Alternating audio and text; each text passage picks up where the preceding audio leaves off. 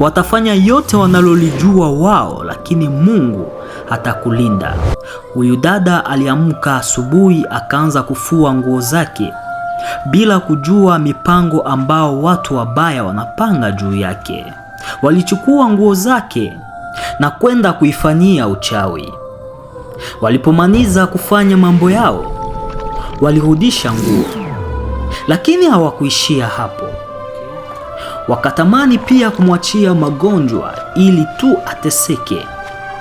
Adui yote yale kwa sababu dada huyu hakuwa anafanya ombea kama wao. Ghafla dada huyo akapoteza ufahamu, lakini Mungu alituma malaika kuja kumponya ili awashangazishe wale ambao walikesha usiku mchana kwa kupangia mabaya. Kama unapenda video hii, usisahau kulike na kushare kwa wengine.